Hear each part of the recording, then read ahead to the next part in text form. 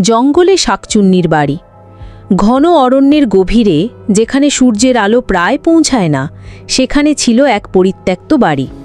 চারপাশে বিশাল বটগাছ, লতাগুল্ম আর অজানা শব্দে ভরা সেই স্থানকে গ্রামের মানুষ দূর থেকেই এড়িয়ে চলত, কারণ সবাই জানত ওই বাড়িটা শাকচুন্নির।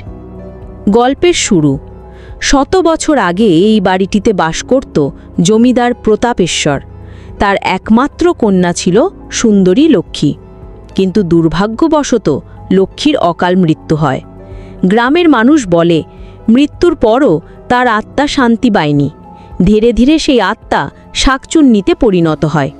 রাত নামলেই তাকে দেখা যায় বাড়ির চারপাশে, মাথায় সিঁদুরের লম্বা রেখা, হাতে শাখাপলা, লাল শাড়ি উঠছে বাতাসে, কিন্তু পা উল্টো। ভয়ঙ্কর ঘটনা। এক রাতে কিছু কৌতূহলী যুবক ঠিক করল তারা প্রমাণ করবে ভূত বলে কিছু নেই। তারা লণ্ঠন হাতে নিয়ে গেল সেই বাড়ির দিকে। রাত তখন অমাবস্যা, চারদিক অন্ধকার, ঝিঝি পোকার ডাক আর শেয়ালের হাঁক ভেসে আসছে। বাড়ির কাছে পৌঁছাতেই ঠান্ডা বাতাস যেন হাড় কাঁপিয়ে দিল। ভেতরে ঢুকেই তারা দেখল দেয়ালে পুরনো প্রতাপেশ্বরের প্রতিকৃতি, চোখগুলো অদ্ভুতভাবে জ্বলজ্বল করছে। হঠাৎ এক যুবক লক্ষ্য করল দূরে লাল শাড়ি পরা এক নারী দাঁড়িয়ে। তার চুল হাঁটু ছাড়িয়ে মাটিতে ছুঁয়েছে, আর সে ধীরে ধীরে গান গাইছে, ও কি গাড়িওয়ালা, গাড়ি থামাও, আমারে নাও রে।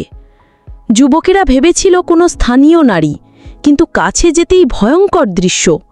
তার মুখে চোখ নেই, শুধু দুটি পোড়া গর্ত আর রক্ত ঝরছে। হঠাৎ সে অমানসিক চিৎকার দিয়ে উল্টো পায়ে দৌড়ে এসে একজনের গলা চেপে ধরল। বাকিরা দিশেহারা হয়ে পালিয়ে গেল, কিন্তু এক যুবকের প্রাণ বাঁচেনি। গ্রামের ভয়।